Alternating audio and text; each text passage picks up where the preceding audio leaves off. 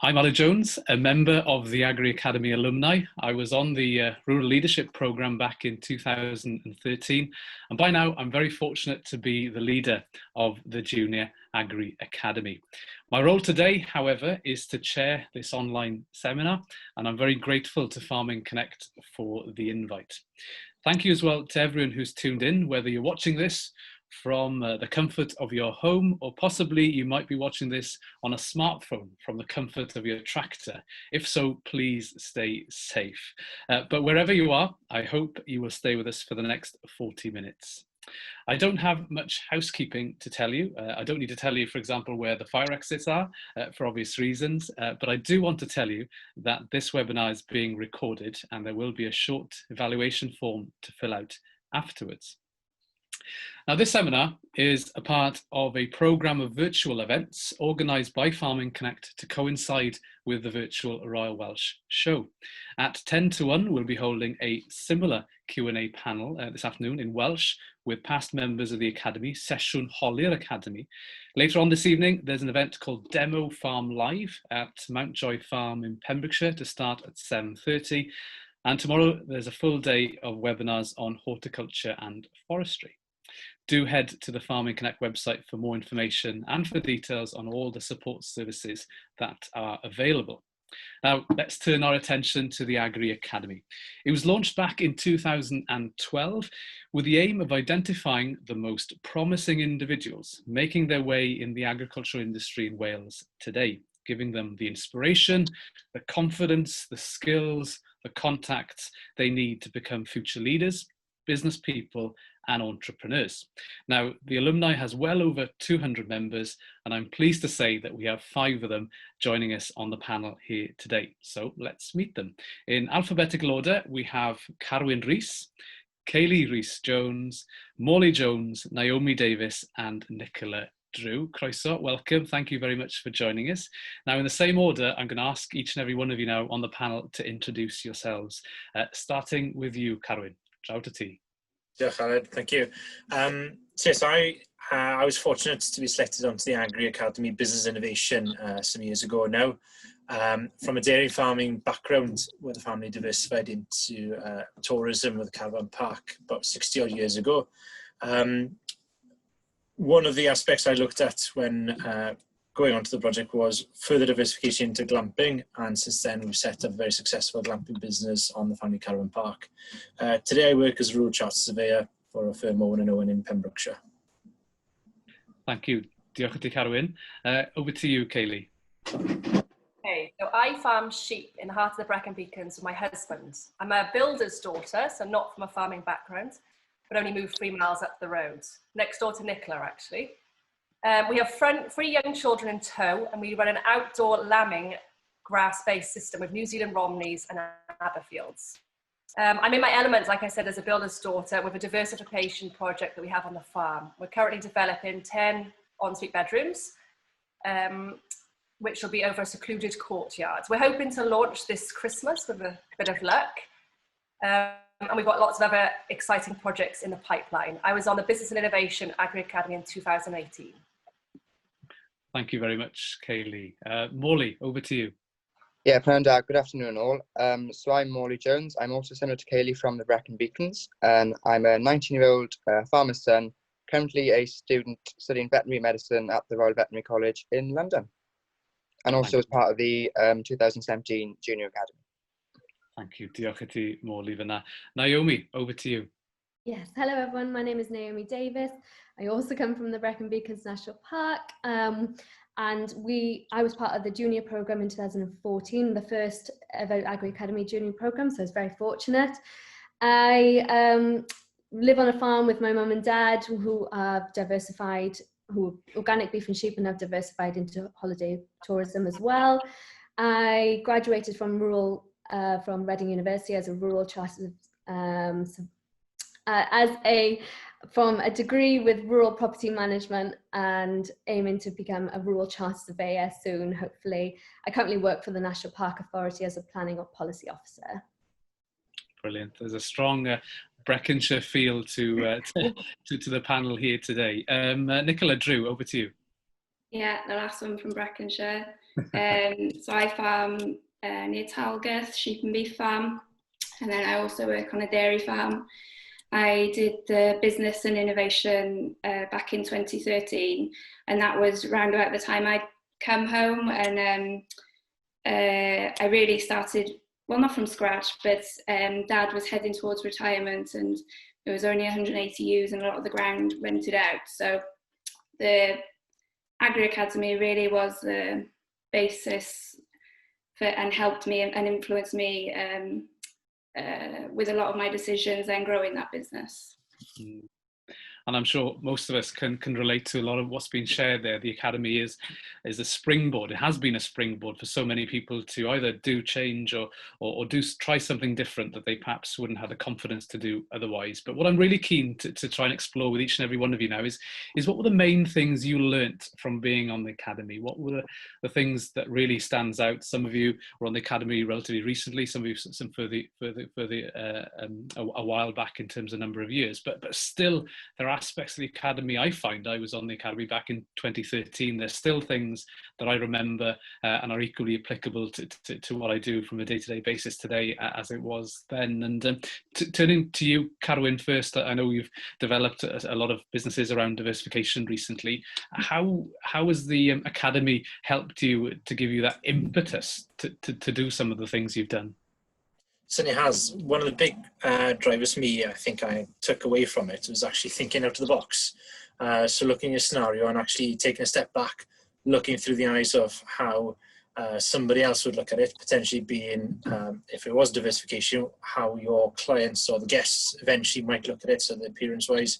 So that had a big bearing in terms of the design aspect, the demographic of people, understanding that. So it gave me the confidence during that time. We were looking at a diversification project with glamping pods and the family caravan park, and coming away from the Academy, decided actually, yeah, this is the right decision, having gained a bit more skill and insight as to how to just ensure that once you've done your due diligence and you're comfortable, to essentially give it a go, to have the confidence in yourself, in the research you've done, and give the project 110%, and I'm certainly glad I have, certainly reaping benefits from it now. We've got a very successful business on the foothills of the Brecon Beacons.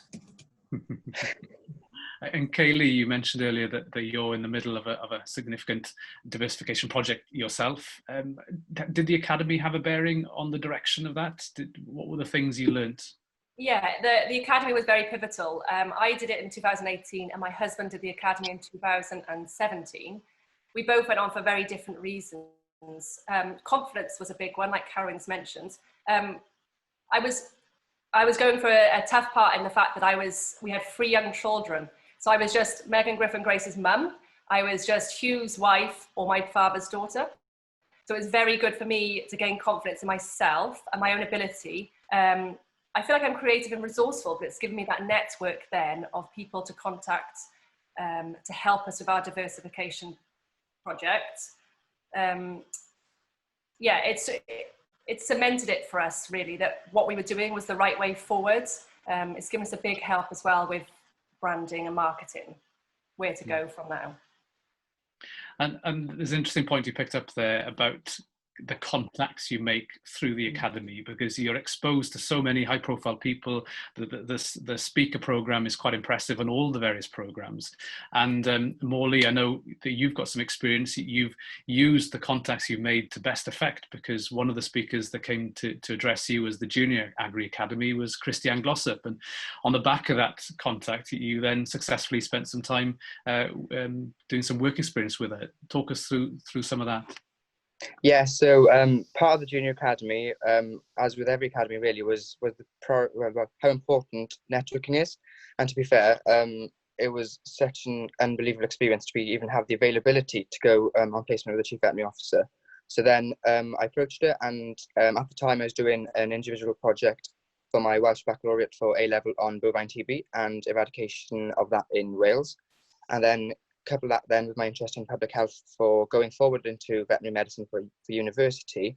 I was very lucky to be placed in the bovine TB team down in Cardiff in the government, just to see how the importance really of how public health is designed around farmers, whatever farmers would argue, and my family would maybe too. But yeah, so just the availability of networking, about how important networking is for the academy, was really, that message was really made clear with the Junior Academy.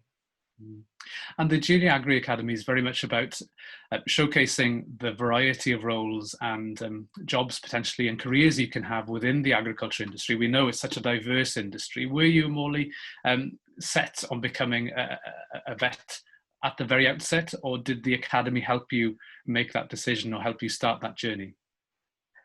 I'm going to give the stereotypical answer, really, of I don't know, I've always wanted to be a vet, but definitely what the Agri Academy opened my eyes to was the role of the flexibility of the veterinary industry in itself, which may not look that at the start by initial perception, but the importance of kind of the public health role and the food industry and everything how it intertwines together. That's really sped my interest up massively for university. At the moment, kind of doing a project on the pig farmers' perception of disease eradication for swine fever and things like that in the UK. So really important, really, how the Agri Academy drove me forward to have an interest in public health within the veterinary role. And Naomi, you were on the Junior Agri Academy in 2014, 6 years ago now. The years go by really quickly. What did you learn from your experiences at the Academy that you still find useful and of benefit today?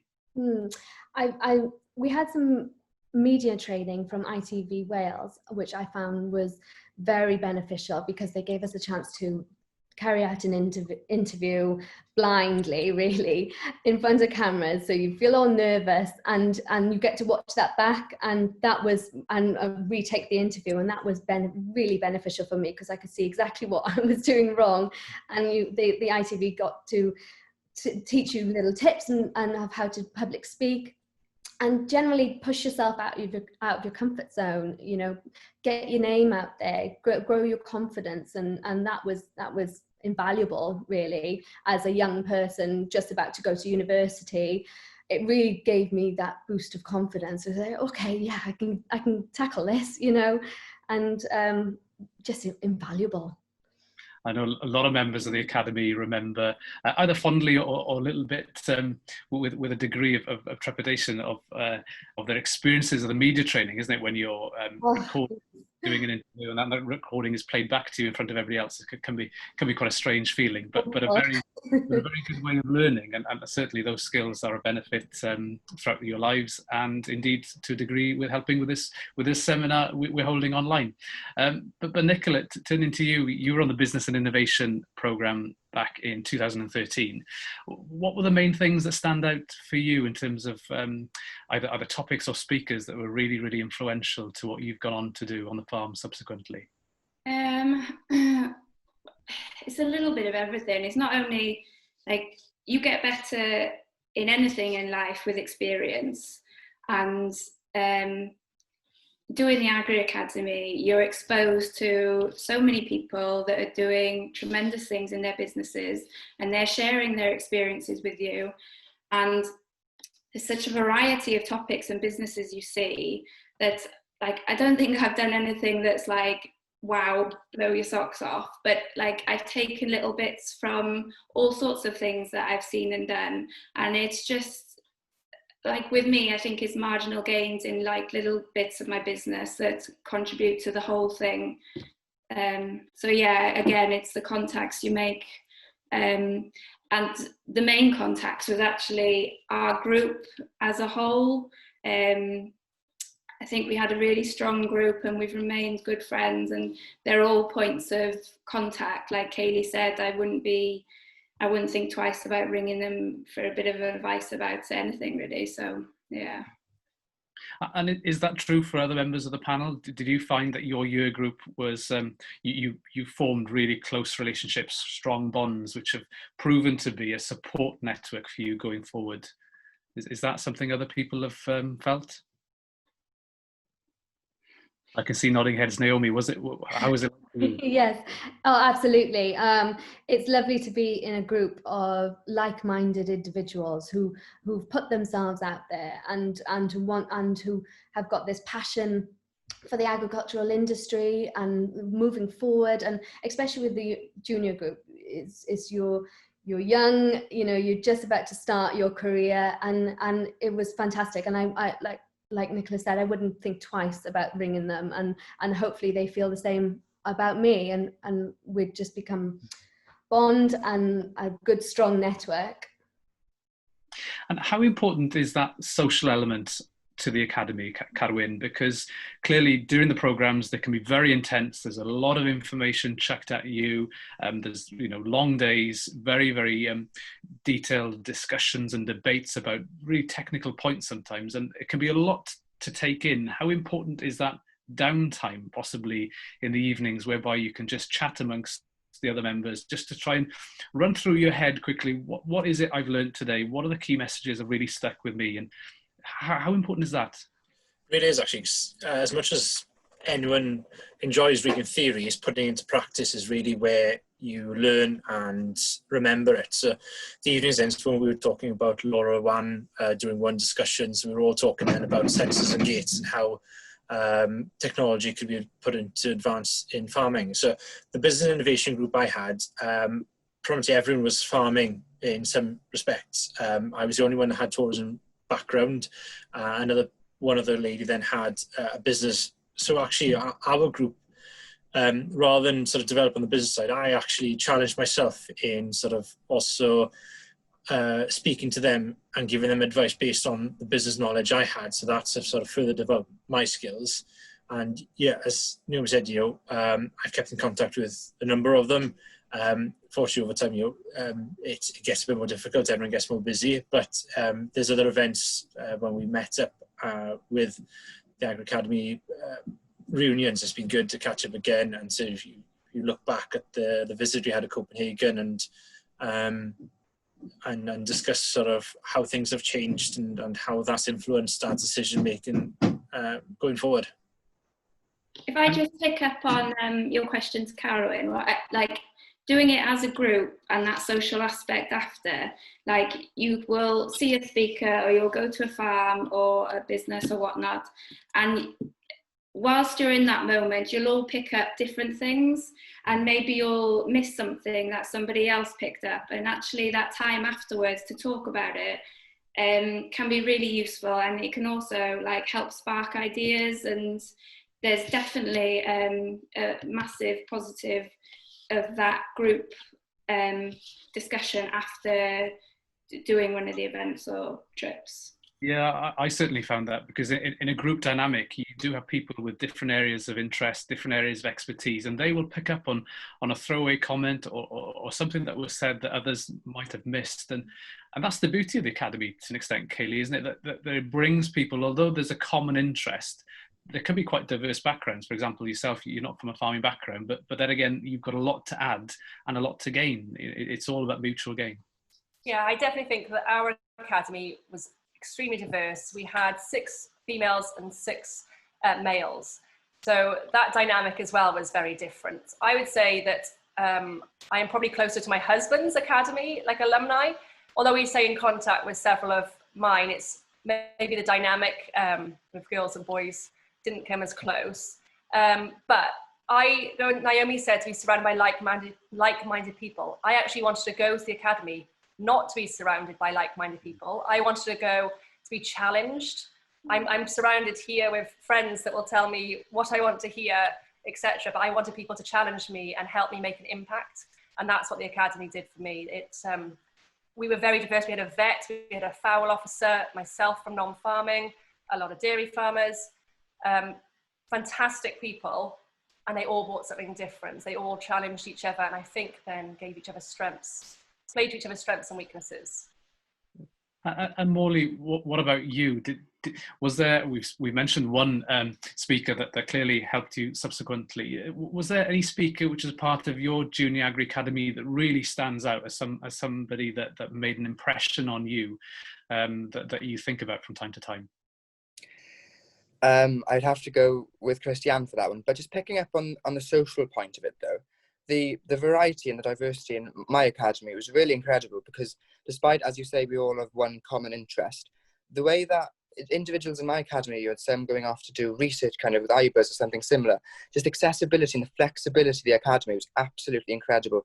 Myself going off to the veterinary officer, people going in farm placements. It's just not just, it's a farming connect, but it's an agri academy. The diversity of that within the agri industry is second to none. Mm. And Naomi, can you think of any highlights from the academy, that's something that stands out that's really made an impression on you? Well, we had a speaker from Tori James, who was the first Welsh woman to climb Mount Everest. And for me, that was just amazing. Like, this girl who's just come from like anywhere in Wales can just push herself, challenge herself, a huge thing, and succeed. And it was just incredible. And that she then taught us Agri Academy juniors of the importance of pushing yourself out of that comfort zone, and that really installed into my head why it was so important, because every time you push yourself, the circle gets bigger and bigger and bigger. So that was great for me. And I think a very common, sorry Alice, I think a common theme with everyone who wants to go on to Agri Academy is about their mindset and being open to change their mindset. Winnow for me was tremendous on our academy, of helping us to embrace change, being a positive change rather than a negative change. So I think a lot of it's about mindset, and the academy definitely helps you open it up and embrace things.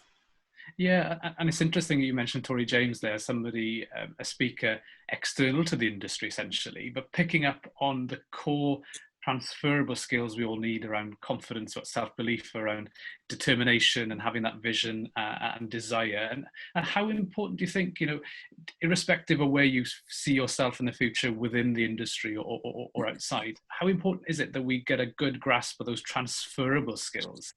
And this is open to anybody on the panel to pitch in, but did you find that the academy was really that opportunity for you to brush up on a number of skills that you could put to good use wherever you want to go? Yeah, definitely with myself. Resilience was a big thing that was built within the academy, and especially the junior academy, of no matter what happens, you carry on and you make a success out of yourself, especially for the role that I want to go into within the veterinary industry. Resilience and especially within the agri industry in general, that kind of keep calm and carry on, and that drive and momentum that was just drilled into us. But just any skills like that, when the Agri Academy is so good at just keeping us going, and there is hope at the end of the tunnel.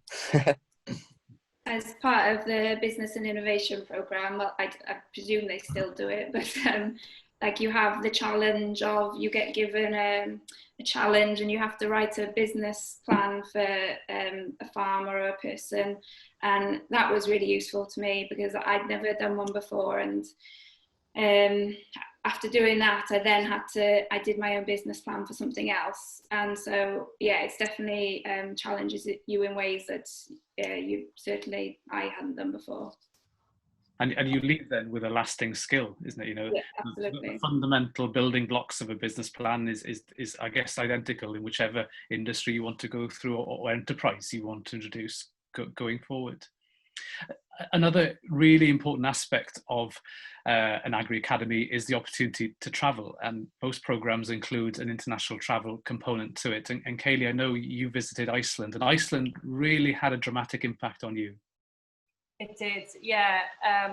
It was phenomenal, actually. The program that Geraint had put into place for us to go, tiring, but was energizing at the same time. It was full on. The businesses, we went to a slaughterhouse. I thought that was going to be my worst thing to go to. Like, what would I gain from a slaughterhouse? But it was incredible, actually, like, just to see the process with the food chain. Where else did we go? Like, a dairy farm. I'd never been into a dairy before. And like little things from each businesses, wool spinning. I went to the equivalent, the Icelandic marketing board. Little details from each of these businesses I took and have combined then, and that's actually helped me push our business forward in more ways than I can describe. Yeah, and subsequently, following that visit, the Junior Agri Academy went to Iceland last year, and they had equally fantastic time, and it really inspired them around the importance of marketing our produce in particular. I think we learned a lot from what our Icelandic friends are doing over there. I've just had a quick look at our Q&A box out of interest, and there's a question here saying, I have a shy personality but very passionate for agriculture. Would the Academy be for me? That's open to anybody to jump in if they want to answer that one. I'll jump in there. I was very fortunate. I've had a very good, like you added, young farmers has helped me with public speaking. However, there were a few people on the group there never had an opportunity or never a need to really be outspoken. This gave them the challenge actually to realise there's never a silly question. Gave a lot of people the confidence to give an easy platform within a friendship group in a way to ask, not be afraid to challenge what they were thinking.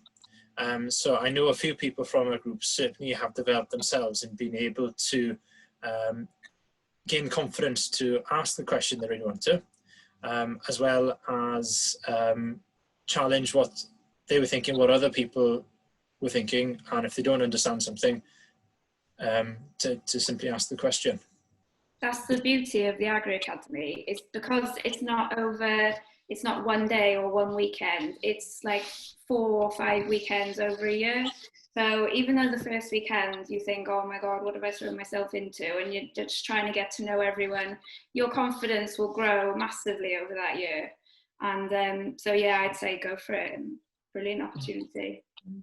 How effective is that structure of sessions being sort of staggered? So you have the opportunity, you've got this intense learning session, fitted into a really short, narrow space of time. Then you've got that longer period of time to reflect. And then once you reconvene, you're starting from a different point again. You're building and building all the time. How effective is that, do you think? I had, well, the same as Kaylee, we had Winnow sort of leading some of the discussions. And he was a very good character in terms of actually choosing perhaps the quieter person of that team to reflect from when we've heard a speaker, we've all met as a small group to discuss, and then they put forward a proposal, and that gave them starting the confidence to sort of summarise things up and talking in front of a very small group.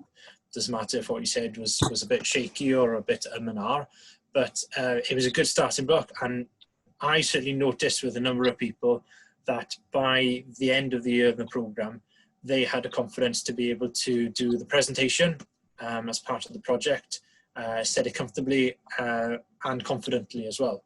And that was a good part of leadership with Winnow in there, and also Geraint to give them the confidence and making sure and reassuring people that if they were a little bit weary on any particular parts, that they could ask the question and ask for some extra support, as well as the other members on the academy, because as we all said, everyone's got a different range of skills. Mine at that time was business, so people are asking me questions on taxation when we were discussing farm diversification. So we were all able to bounce different ideas based on everyone's experiences at that time.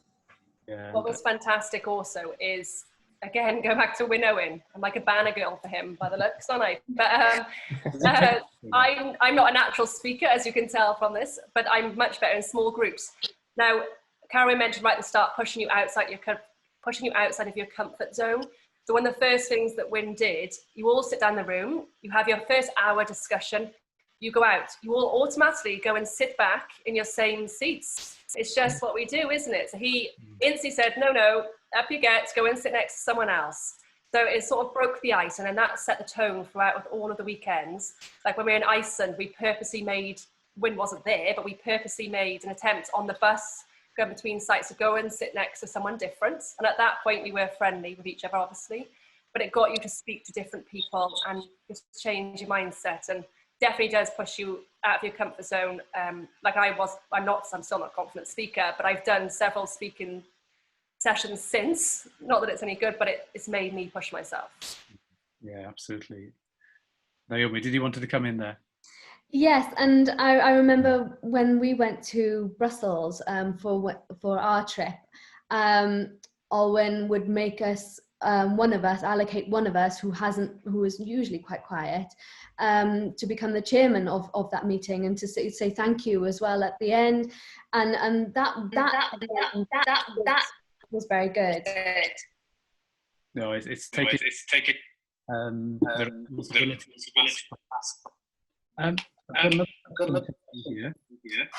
What's the biggest challenge during your time on the academy? So, a question from Fionn Medi. So, can anybody think what was the most challenging part of your academy experience, do you think? Mine, it might be slightly different to everyone else, is childcare. That, like, we have 3 young children, so hence my husband went the year before us, and I went then. So I know it might not be applicable to Fionn, but it would be to some of the other members. There is never a right time. I could have left it another 2 years, but it wouldn't have been a right time. I would have been too busy then with the farm or the diversification project. So just go for it. Just try your best, try and find someone to have them.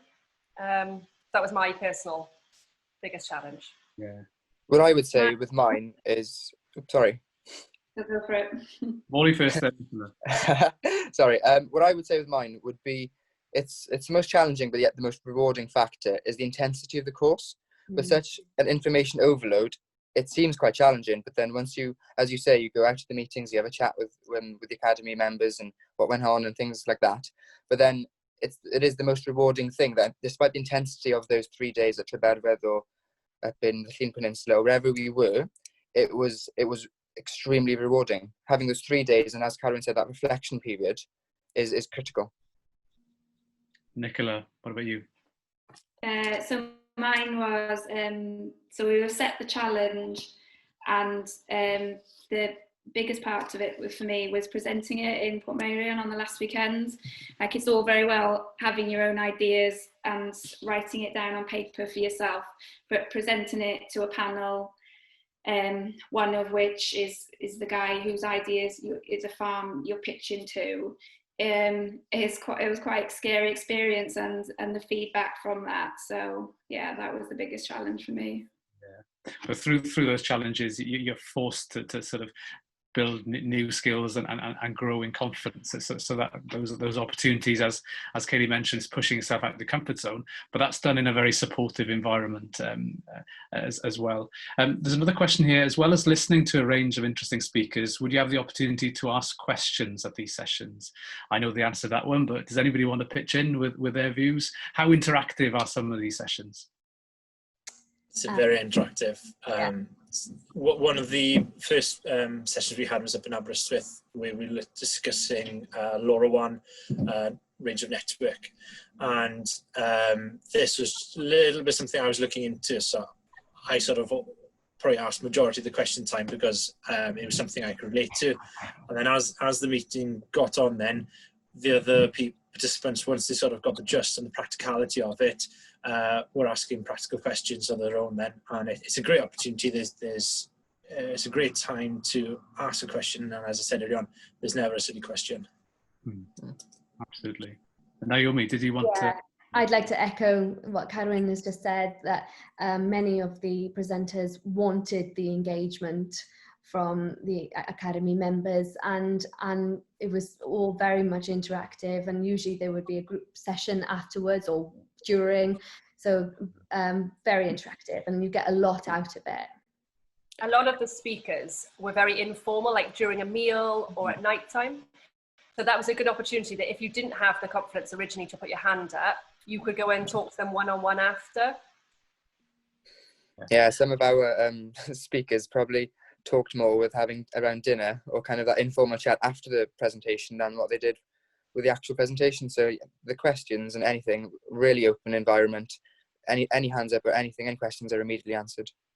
Yeah, no, certainly I've noticed a change in the style of sometimes some of these presentations. They're shorter in the formal element, but 10-20 minutes, and then you've got a longer window of opportunity to ask questions. That's when you can really probe and understand some of the motives and what drives people to succeed in their careers and in their businesses. But looking to the future, And I guess I got a slightly selfish self-interest in asking this question as the leader of the Junior Agri Academy, trying to build the programme for this year and future years, is what do you think are the skills required for future farmers or those who want to work in the industry? There's so much change happening at this moment around our trading relationships with Europe and other countries around the world. We've seen the impacts that coronavirus has had on the industry, the good and the bad. How much of a shift change is all this going to be? We're consulting at the moment around a new support scheme to reward farmers to replace the basic payment scheme. There's so much elements changing, and we've been thrust into this environment where we've all got to embrace technology. What do you think are the skills needed, or how can the Academy best serve the farmers and rural entrepreneurs of the future? So anybody feel free to pitch in with that very long-winded question of mine, but any idea? If I could pitch in with that one, it would be with my main two, especially for the Junior Academy, with the world ahead of us in a way, but would be communication and confidence. The communication and the accessibility to these high-ranking individuals and the leaders within the agricultural world are there. It's just having the confidence to challenge them and really push them. And especially with, as you say, moving forward into a post-Brexit world, that kind of availability for designing the new trade deals and anything really, and especially with animal welfare in my case, but just having the confidence to challenge individuals to really suit the needs of what we need. And that's what really the Academy boosted me with, was the confidence to challenge these individuals. Great. I'd agree with that. Like, communication has never been more important.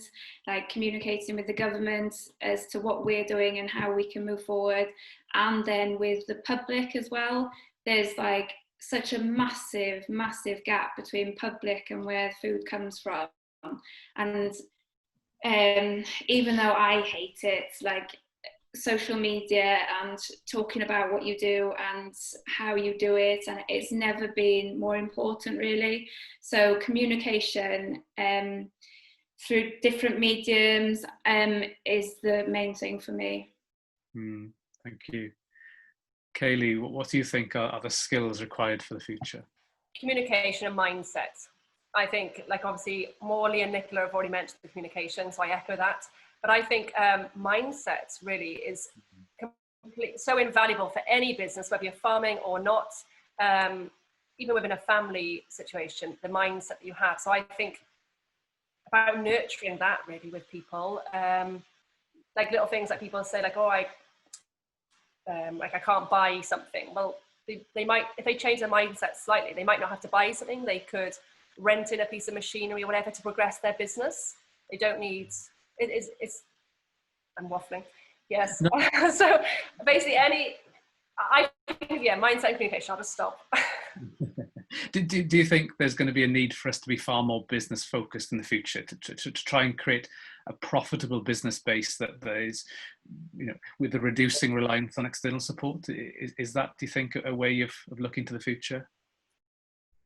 Yeah, for our business, like I said, I've come from a non-farming background. So I came into the business, 10 years ago, but into the business maybe 6 years ago. And I definitely had a different way of looking at it, because I came from working at HSBC, from a non-farming background, and looking at it not as a family way of life. I came as looking at it as a business. So yes, I think definitely harnessing that going forward, equipping people to be more business-minded. Yeah. Carwyn, how about you to close? Just echoing what everything everyone has said, but it's also the opportunity to challenge yourself, to think out of the box. I've recommended the Agri Academy to a number of people, whether they've got something they're looking at the moment, or whether they're just looking for a little bit of a challenge to keep the mindset going forward.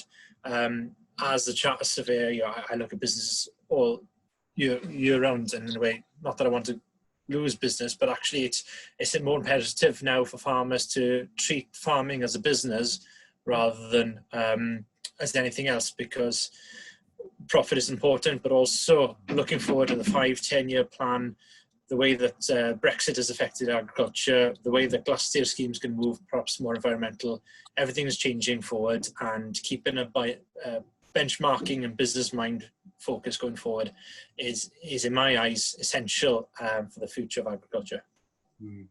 Well, that's all we've got time for, I'm afraid. The last 40 minutes have flown by. Thank you to our excellent panel of speakers, Carwyn, Kaylee, Morley, Naomi and Nicola. It's been fantastic. I really enjoyed the last 40 minutes. We could easily go on for another 40 minutes or more. And thanks as well to everybody who's tuned in. And if you want to join the Welsh session, that'll be starting in just under 10 minutes time. But I leave you with words that are equally relevant to the current pandemic and indeed the context of Farm Safety Week this week. And that is, wherever you are, stay safe and bye for now.